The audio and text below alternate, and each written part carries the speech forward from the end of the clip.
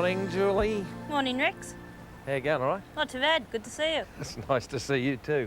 Folks, this is Julie McEnally, the other half of the famous McEnallys, who have dominated the magazines of Australian fishing for nearly 3 decades. You've been around a while, haven't you? Oh, it's starting to feel like it this time of the morning. Turn it up. I'll tell you what, your new boat Splashdown, I read about it in Modern Fishing magazine. It looks just absolutely sensational. You happy with it? Very, and I think you'll find it very comfortable when you're aboard. Well, talking about aboard, what have we got in store today here at Southwest Rocks on the mid-coast of New South Wales? Well, we're going to start off trolling under the cliffs, see if we can pick up a few tailor. They're just starting at this time of the year. Yep. And then we'll head out to Fish Rock after some of the Mack Tuna, and they can be this big. So I hope you got the right gear there. This big? Yep. Well, and then we'll on. go offshore and see if we can get some bottom fish and some bonito. And then if we've got time, we might build a couple of houses or something. Yep, in our spare time. We're going to be busy, folks. Let's go out and fish with a lady. It's mighty nice to be able to do that. Come aboard, Rex. Well, thank you very much, Julie. Now, folks, while we're heading out, let me take you on a quick guided tour. This place is a fisherman's paradise with a caravan park right on the foreshore with magnificent views. It's only a stone's throw from the township of Southwest Rocks, where the Macleay River meets the sea at Trial Bay, named after the shipwreck. Not far from the bustling resort town of Laggers Point, Arracoon on the easterly rim of Trial Bay, are the ruins of Trial Bay Jail. It was originally built to house good conduct prisoners who provided cheap labour to build the breakwater. The project failed, but was reopened in 1915 as a detention centre for German nationals interned in World War I. Anyway, back to more pleasant things, folks. Fishing. The sign says it all, and the McEnallys will make you more than welcome on their boat as well.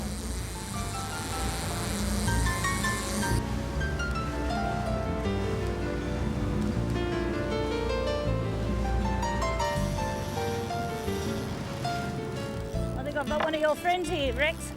A Mack Tuna? Yep, feels like it, the way it's running. Beautifully done. Yeah, taking another one of those Rapalas. Julie, you really enjoy this, don't you? I do, actually. I get a kick out of it. Now, you're one of the absolute pioneers, like, I suppose Dolly Dyer accompanied Bob on most of his trips, but you do more than accompany, Laurie. You give more orders than Colonel Schwarzenegger or whatever his name is. Just call me Captain when you say that and salute. Oh, I'm sorry. Well, I'll certainly salute. Aye, aye, Skipper. No, we've been fishing together for quite a few years now. I think getting close to probably about 25. So you tend to work together as a team after that period of time. And it's like any part of fishing. When you've got a group of people fishing together, if you don't work as a team, you tend to not land as many fish as you'd like to. Julie, I've noticed over the years that, you know, it's not now a man's domain, that young girls, even, you know, teenagers are fishing and really enjoying it.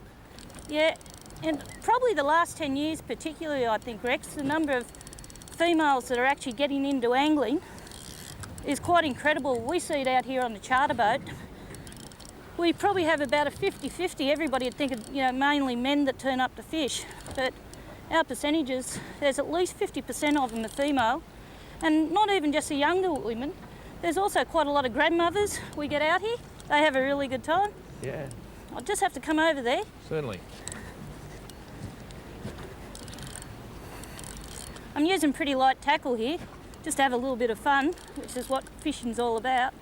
It is all about fishing. I think one of the first things we've got to really understand for the kids and the newcomers is you can hear that click, click, click, click, click as Jackie turns up the volume a bit. And that is actually the breaking strain of the line telling you that the rod is fully loaded up and the fish wants a bit of line, and he gets it, he or she gets it, I should say, through a properly adjusted drag system, and that's what it is. And remember, folks, as Julie plays this beautiful fish, the fish doesn't break you off, you break the fish off. That happens a lot, unfortunately, Rex. A lot of people think that the drag system's not sufficient. They've got two real healthy thumbs and they want to go and put it on the reel. And that's a formula for disaster, really. What you've got to do is let the reel do the work. The technology we've got these days, the drag systems are beautiful. Oh, yeah, just fantastic. And this is probably an area, Julie, where 90% of the fish are lost when there's the client, the customer on board, your magnificent charter boat, sees the fish for the first time and freezes up. Yeah, a lot of them do panic, particularly if you have a big fish on. They have a look at it and they say, oh, I'm never going to land it. And what happens is, as a fish comes a bit closer, he sees the boat and he wants to make a run for it. And straight away, the client puts those nice big thumbs on the reel and snap. Yeah, and then blames the gear. And blames the gear. The whole secret is, don't rush it, don't panic. The fish is in a lot more trouble than you are. Now is a very, very important time, folks. There's a beautiful Mack Tuna. Look at this. Just lean back there, Rex, so you can grab that trace. Yeah, I'm putting there, look at that. Now that is a beautiful fish. What I do is I hold him upside down, and you find with a lot of bait fish like that, that will just sort of calm them down a bit. And here we go. Wagons ho. Southwest rocks, fantastic. These little pelagics, the Mack Tuna, striped tuna, bonito, frigate mackerel, very, very good in relation to learning about fishing. Learning how to handle gear, and all marlin and big tuna fishing is an extension of this little fishing. Ambidextrous, folks. Not only that, I can work to the right and I can work to the left. That's better, and Noel's happy there. We've got an offshore breeze. Apparently the southerly here creates an offshore breeze. Professionals working very hard behind me on schools of Mack Tuna and bonito to gather the bait for the day's fishing so they can take their produce in and supply all of you people who love fishing and also like to buy fresh fish. Noel will be able to pick up the kick of the action on the end of this little charter special rod I'm using. And I'll tell you what, the Mack Tuna, oh, look at that now. There's a very good example that when he's pulling, you don't pull.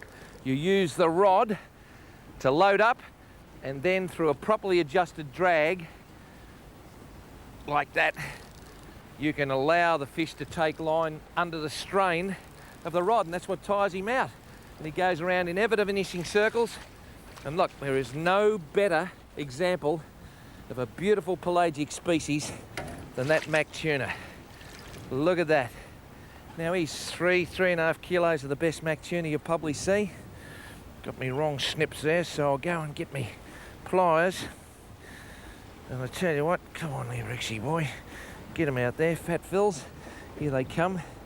We take that one out of there, and I want to get that one over there and just, I won't be kissing this fish, folks. I just want him to swim away. Just like that. We come, we use the environment, but we think about tomorrow. It's a pity I don't sometimes when I get stuck into those biscuits and coffee. But my wife's riding a horse, so she's not watching the show.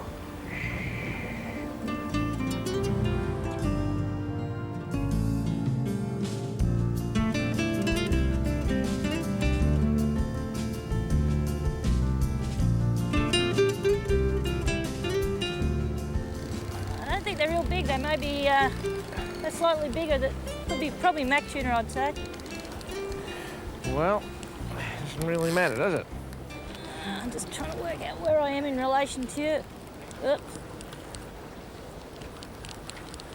I just crossed you up.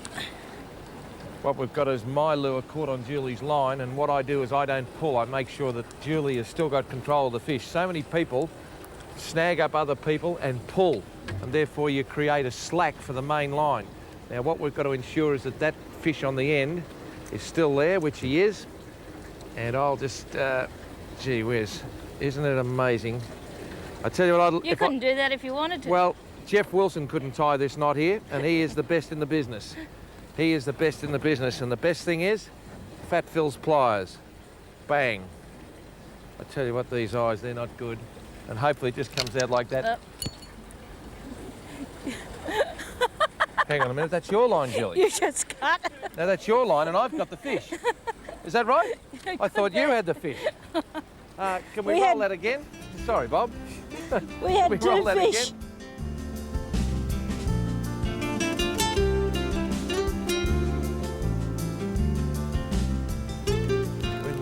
sea of this island here, and it makes it beautifully calm and sheltered for us. We were hoping to get Julie in here to do a bit of fishing, but as soon as we get a fish, I cut it off on her. Ah, well, it happens, doesn't it? Come on now. Just a lifting, winding technique without being over aggressive, but we want to also make sure that this fish is not a bad looking fish. I think I might have a bit of colour now. Where are we? Come on now, mate, he's gone down deep. You know, he looks tiny down there, but he's got about another 30 or 40 feet coming up, so here we go now. He's coming up nicely. There you go. Look at that. Beautiful Mack Tuna. A lot bigger than the other one we got. Now that's a very serious bait fish. Look at that. I tell you what, he's about 2.5 kilos of beautiful Mack Tuna. Look at that fleck I was talking about. And I tell you what, if a big pelagic with a big nose like my manager saw that, in other words, a marlin, it would be, thank your mother for the Mack Tuna. It's great to see the system alive and well. Southwest Rocks, nothing wrong with this place, folks. And you know where it is? In the southwest, I think.